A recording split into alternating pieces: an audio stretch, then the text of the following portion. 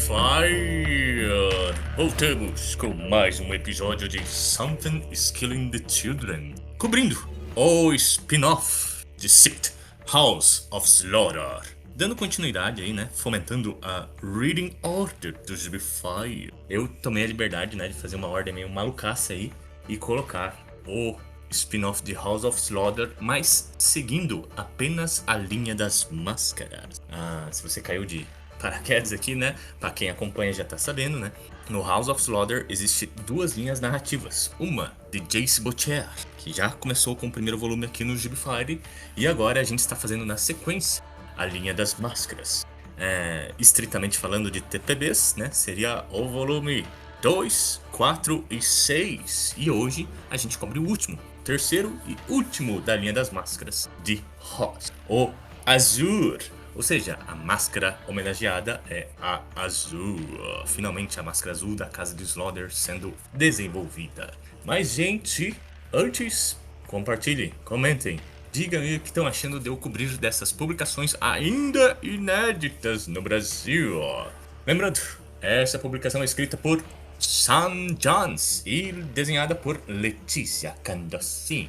Claro, sempre pela supervisão dos criadores James Tynion IV e Werder de la Deledera. Pois bem, no último episódio de House of Slaughter, Alabaster, nós vimos o garotinho sem braços voltando pra casa.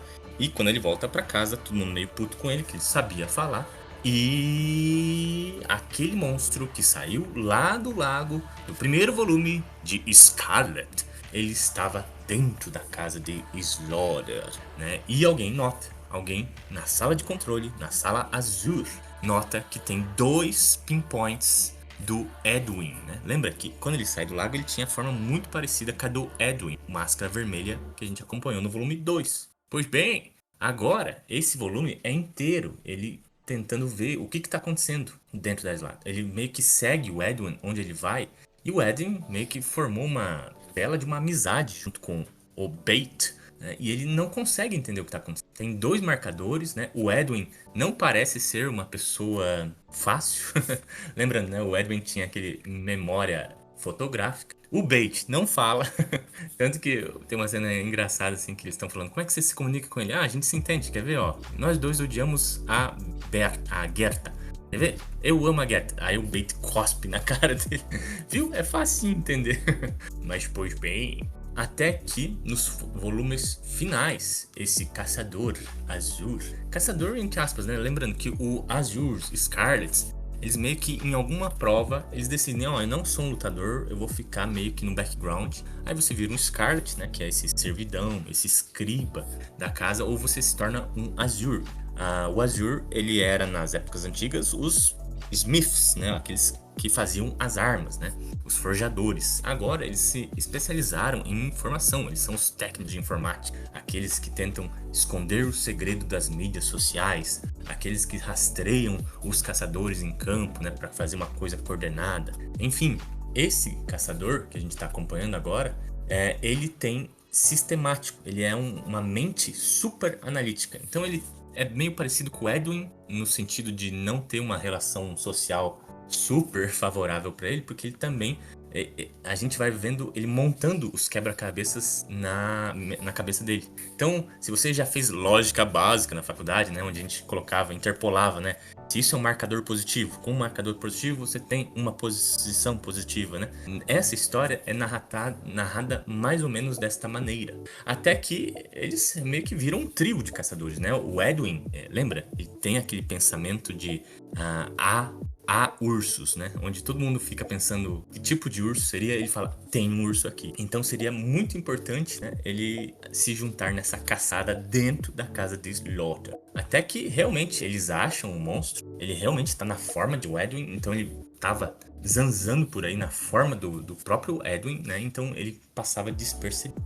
No confronto final, né, ele causa alucinações para os nossos heróis. Eles veem coisas do passado, eles veem coisas que passaram recentemente, né, para tentar perturbar ele. O foda é que quando realmente eles conseguem matar o bicho, aí a nossa cabeça meio que explode. Porque a Gerta chega ali, né, chega ali do nada e fala, porra, não, ele não devia ter sido massacrado aqui, eu ia colocar vocês em posição de desconfiança e eu ia ascender como uma das líderes. Isso fica como assim, velho? A gente já não gostava dessa gordinha da biblioteca, né?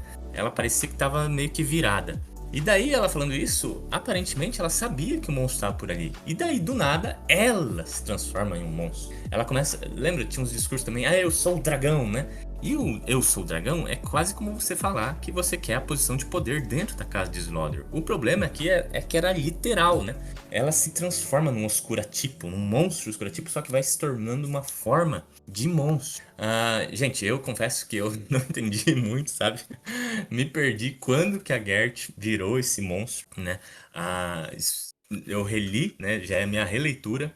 Eu tava muito preocupado com o monstro, que tava na forma de Edwin, né? Dá a impressão que talvez esse cara até matou a verdadeira Gert, colocou ela, um monstro possuindo ela, no caso, né? Então eu fiquei um pouco na dúvida se ela sempre foi um monstro, né? Então, o que me choca, né? Porque um monstro sendo exatamente a pessoa e ninguém notar, eu achei um pouco fodinha. Mas, né? Eles levam a batalha lá pra fora, né? Todo mundo até dá uma sacada na Gert Monstro e todo mundo chega ali meio que pra bater no monstro. Então são vários caçadores, né? Batendo e esquartejando a Gert, a nova Gert, sendo que era um monstro bem poderoso, era uma coisa bem grande, né? Não era só o bait que ia conseguir dar um jeito nisso. Fica um pouco efêmero esse final, né? Tipo, o caçador azul ele fala assim: pô, a gente devia ter um jeito de esconder esses segredos quando isso acontece, né? Quando um monstro sai dos confins de uma parede. O problema, né, é que quando isso tudo acaba, a gente vê que tudo isso foi o bastante para casa olhar com outros olhos para Bait e para Edwin. Eles são laureados com as máscaras pratas. Eu já tinha confirmado com vocês, né, que um pouco que as máscaras pratas passam por outros treinamentos, né, porque eles são caçadores especiais. Quando o monstro é muito diferentão, não segue o básico, ou quando o monstro é super mitológico, né, então você tem que ter maneiras diferentes de matar ele, você chama os máscaras prateadas. Eles são tipo assim, caçadores cults. Além de ser muito porradeiros, né, são cults. Então eles viram que as habilidades de Edwin e Bait são muito boas para essa máscara prateada. Então eles recebem a máscara e falam assim: agora vocês vão começar o treinamento, né? E boa sorte, vocês podem até morrer, mas a gente tá confiando que vocês são realmente especiais para este cargo. Assim, por mais que eu não tenha entendido como que se sucedeu esses monstros na casa, né? Eu achei bem massa, eu achei muito foda você ter um caçador que não tem braço e um caçador meio que nem sabe lutar sendo laureado pra máscara prateada, tá? E até eles perguntam, e o Nolan, né, que é o máscara azul, pra onde ele foi? Ele não devia ser também laureado com uma máscara prateada, porque ele foi parte intrigante dessa investigação. E aqui é um final super aberto, tipo, ele fala assim, ele não tá mais na casa, ele não é mais o máscara azul, porque ele vai também ter outra parte importante dentro da casa de Slaughter. E fica meio ambíguo o que seria aqui, tá? Eu também tenho uma teoria e ela casa justamente com a última página desse gibi, que ela é totalmente assim, vai continuar, tudo em roxo. Então, gente, eu já falei até lá no episódio do Book of Slaughter, né, das máscaras roxas. Então, eu acho que o Nolan tá sendo assim treinado para ser um novo máscara roxa, máscara de Lice, né? A gente viu muito pouco desses caras, então faz muito sentido os autores deixarem super ambíguo, super aberto esse finalzinho, tá?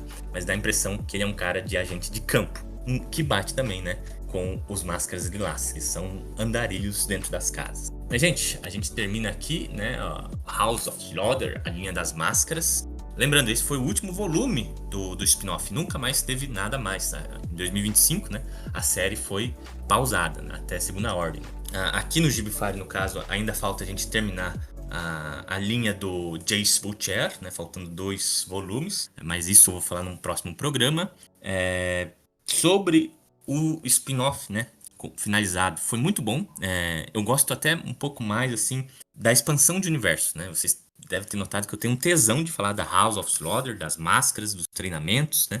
Muito mais do que a própria Erika, que tá lá se fudendo em campo, sanguentada, dando porrada, passando o inferno, né? Eu até um pouco gosto mais desse universo, porque ele tá me cativando muito. O termo trama numa história, né, é quando ela começa a se entrelaçar. E aqui fica a promessa, né, de um super entrelaço, um super dessas linhas que vão partir de 2 máscaras, whatever, né, e muito provavelmente vão ser importantes mais pra frente. E o tanto que eu já li, né, de vários outros spin-offs que está lá na gringa, né, reforça essa minha empolgação, essa minha teoria. Mas, gente, era isso que eu tinha pra falar de House of Slaughter, Azure.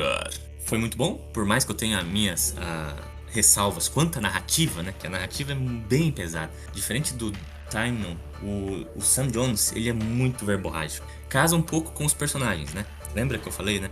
O Edwin era aquele cara escritor, sabia de muitas histórias mesmo. O Bate tinha aquele monstrinho, aquele totem falador, né? Que tinha que compensar o Bate que não fala.